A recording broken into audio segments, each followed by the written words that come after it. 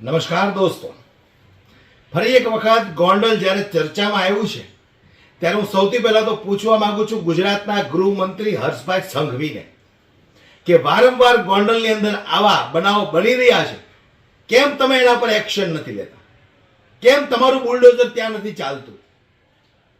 ગુજરાતના મુખ્યમંત્રીને પણ હું પૂછવા માંગુ છું કે આ ગુજરાતની બહાર આવેલું છે ગોંડલ, એટલા માટે તમે કંઈ નથી બોલતા કે પછી કંઈક ને કંઈક તમે પણ પ્રેશરમાં કામ કરી રહ્યા છો?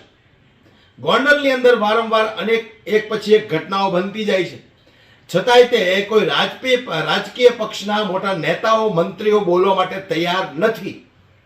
ત્યારે આજે પિયુષ રાદડિયાની તબિયત લથડી અને એને હોસ્પિટલમાં દાખલ કરવામાં આવ્યા છે. વકીલ દિનેશ પાતર પર જે રીતે અત્યાચાર કરવામાં આવ્યો છે એ સમગ્ર ઘટનાઓ દોસ્તો તમને બતાવવાનો છે.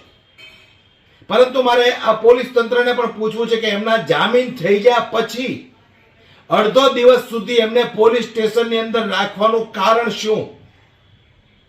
એમનું શું કારણ હોઈ શકે?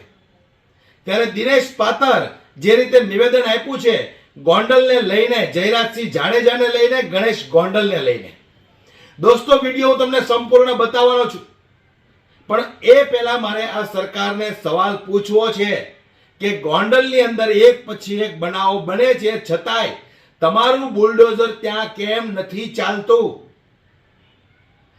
સાંભળો, તમે જે રીતે આ વકીલ દરજ્જાના વ્યક્તિ ઉપર અત્યાચાર કરવામાં આવ્યા છે, તમે વિચાર કરો કે એક વકીલ ઉપર જો આટલા અત્યાચાર કરવામાં આવ્યા હોય, એને પોલીસ સ્ટેશનની અંદર આટલા ટોર્ચર કરવામાં આવ્યા હોય, તો સામાન્ય નાગરિકનું શું થાય?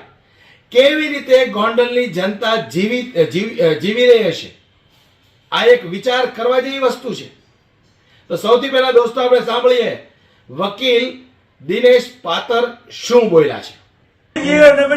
પાણી નાખે એટલે કઈ મેડિકલ ન આવે, આવી રીતના સારવાર પેલા લઈ લો દિનેશભાઈ. નેપકીન નાખે વસાવા અને પાણી નાખે એટલે પાણી ફેફસાવા કરી જાય, કોઈ મેડિકલમાં કઈ ના આવે. ઓલા બિચારાને પેલા છોકરાનું શું નામ છે, બી ડિવિઝનમાં લઈ ગઈ. પિયુષને નેપકીન રાખી અને પાણી પીવડાવ્યું, ફેફસામાં પાણી ભરાઈ ગયું બિચારાને, અને ગુના કબૂલ કરાવી લે. ભાઈ, સિસ્ટમની સામે કોઈક અવાજ ઉતારે, સપોર્ટ કરો, બાકી યાર ગોળી મારી દો, મારે નથી જીવવું. બરોબર? અમે તો મળદના દીકરા છીએ, શું કરું? કેટલું લડું આ લોકો? અરે કોઈ કોક તો આવે હરામ ખોમે સામે લડવા. પાકિસ્તાન ને સામે લડવું હારું. આ પાકિસ્તાનના આતંકવાદીઓ કરતા પણ ખરાબ છે આ લોકો.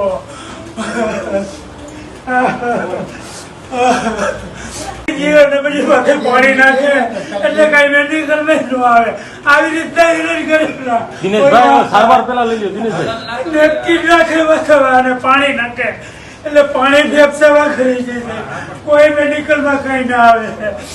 ઓલા બિચારાને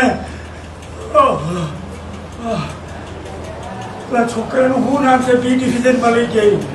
પિયુષને નેપકીન રાખી અને પાણી પીવડાવ્યું, ફેફસામાં પાણી ભરાઈ ગયું બિચારાને, અને ગુના કબૂલ કરાવી લે. ભાઈ, સિસ્ટમની સામે કોઈક અવાજ ઉતારે, સપોર્ટ કરો, બાકી યાર ગોળી મારી દો, મારે નથી જીવવું. બરોબર? અમે તો મળદના દીકરા છીએ, શું કરું? કેટલું લડું આ લોકો?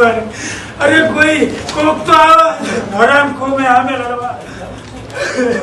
પાકિસ્તાન ને સામે લડવું હારું.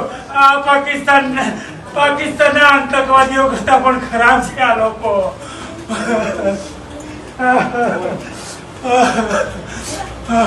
ટેરરિઝમ કરતા પણ એટલો ખરાબ છે. ભેગા નહીં તમને ખતમ કરી નાખી આવ્યા છે.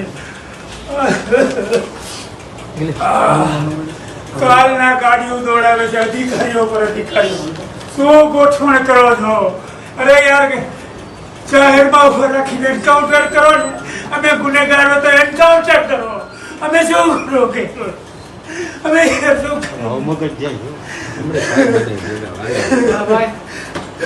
અરે મને તો ગૌરવ છે, મારો સમાજ મને અંદર લખો નાખો, પણ બધા મારે દીકરી જેવી વસ્તુ આજ કેમ નથી કરતા?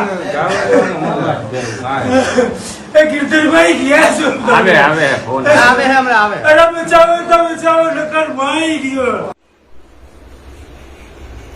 ગોંડલમાં એક બાદ એક ગુનાઓ બાદ પાટીદાર યુવક પિયુષ રાદડિયાની તબિયત લથડી છે. સુલતાનપુર પોલીસ સ્ટેશનમાંથી જામીન મુક્ત થયેલા પાટીદાર યુવક પિયુષ રાદડિયાને ગોંડલ બી ડિવિઝન પોલીસમાં લાવવામાં આવતા તબિયત લથડી હતી. પિયુષ રાદડિયાની તબિયત લથડતા ગોંડલની સરકારી હોસ્પિટલમાં સારવાર અર્થે ખસેડવામાં આવ્યો છે. રાદડિયાની વધુ તબિયત લથડતા પોલીસ છાપતા હેઠળ રાજકોટની ખાનગી હોસ્પિટલમાં ખસેડવામાં આવ્યો છે. દિનેશ પાતર બાદ પિયુષ રાદડિયાને હોસ્પિટલમાં સારવાર અર્થે ખસેડવામાં આવતા ચકચાર મચી છે. પણ છે હું એડવોકેટ દરજે એમને છોડાવવા ગયો તો એ જ મારો વાક. મેં કોઈ દિવસ ફોનમાં વાત કરેલ નથી એની હારે. સીડીઆર કઢાવે તો પણ મારો કોઈ દી ક્યાંય કોઈ રેકોર્ડ ન મળે, છતાં ખોટા એના નિવેદનો અને સ્ક્રિપ્ટ ઉભી કરી ગુનામાં સંડોવે, અને એ પણ એવા ગુના કે 7 વર્ષથી નીચેની જોગવાઈ અંદર સુપ્રીમ કોર્ટે સ્પષ્ટપણે નિર્દેશ આપ્યા કે ભાઈ નોટિસ પેલા આપવી, અને નોટિસ આપ્યા પછી ખુલાસો આવે અને ન આવે તો પછીની ધરપકડ કરી. તમામનું ઉલ્લંઘન કરી અને પોલીસે ગેરકાયદેસર સામાન્ય ગુનાઓ જેમાં પકડવાની છૂટ નથી એવા ગુનાઓમાં 24 કલાક રાખીને માનસિક ત્રાસ આપે છે. બી ડિવિઝનની અંદર મારો એક મિત્ર અને ક્લાયન્ટ એને પણ આ ગુનામાં સંડોવાયો છે. પિયુષ રાદડિયા બી ડિવિઝનમાં લઈ ગયા છે. આવું બધું જોતા મને સ્પષ્ટપણે થયું કે હજી આવા ગુના દાખલ કરશે અને અધિકારીઓ બિચારા પગે લાગે. અમારું કાંઈ નહીં ચાલે. આ બધું એસપી થકી ચાલી રહ્યું છે, અને એસપી ખુદ રાજકુમાર જાટમાં સીસીટીવી એમની પાસે ખુદ છે. જયરાજસિંહ અને ગણેશના જે ડખાના માર માર્યો તે સીસીટીવી જે જાહેર નથી કર્યા, અને ખુદ આરોપી બને એમ છે. હું જાહેરમાં બોલ્યો છું કે કાગળો એના બાપને આપવા પડશે. આવું બધું ધ્યાનમાં રાખી મને આ ગુનામાં ફિટ કરી અને બંધ કરવા માંગે છે. પરંતુ હું કોંગ્રેસનો સૈનિક છું, બધું ઉજાગર થશે. મારી પાસે હું ગોંડલ મેઘવાળ સમાજનો ઉપપ્રમુખ છું, આગેવાન છું, એડવોકેટ છું. હું બધું ઉજાગર કરીશ. મને જે ત્રાસ આપ્યો છે પોલીસ દ્વારા, અને હજી પણ મારી સેફટી નથી. મને શક્તિસિંહ ગોહિલને 2 હાથ જોડીને વિનંતી, વિરોધ પક્ષના કોંગ્રેસના નેતા એને પણ વિનંતી કે મને પ્રોટેક્શન અપાવે. આ લોકો ખોટા ગુનામાં હાઈકોર્ટની અંદર મારી પિટિશન દાખલ કરાવે. હમણાં દિલ્હીથી અમારા ઓબ્ઝર્વર આવ્યા હતા ત્યારે મેં આજ મારી ચર્ચા કરી હતી.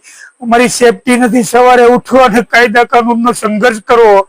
અમારે કાયદા કાનૂનનો સંઘર્ષ કરવો કે કોંગ્રેસ કામ કરવું. કોઈ જોડાતું નથી. ક્યાંથી જોડાય? અમે ખુદ રોજ ઉઠીને કાયદાના સંઘર્ષમાં આવીએ. અમે સંગઠન કેમ ઉભું કરીએ? કોંગ્રેસનું કામ કેમ કરીએ? લોકોનું કામ કેમ કરીએ? રોજ નવા ગુનામાં ફિટ કરે છે. અમારી સાથે ચાલવામાં પણ લોકો ડરે છે. એકલા હાથે કેટલું લડવું આની સામે? આ 2 બાપ દીકરો તો પાકિસ્તાનના ગુંડાઓ કરતા પણ ખરાબ છે. અરે નથી જીવવું અમારે. જુનાગઢ પ્રકરણમાં જે થયું એમાં એડવોકેટ તરીકે તાકાત છે અમે રહ્યા. એનું પરિણામ છે રાજકુમારમાં ન્યાય અપાવવામાં ભેગા રહ્યા. એનું પરિણામ છે. શું કરું? હું તો મારા પરિવાર પણ મારાથી અલગ પડવા માંડ્યો છે. ગાંડો કે છે કે શું ઘરે બેસને લોકો દાંત કાઢે છે. આના કરતા મજૂરી કરવી સારી યાર. હવે નથી લડવું. હું તો આ બધું છોડીને સંન્યાસ લેવા માંગુ છું. કેમ લડવું આ લોકો સામે?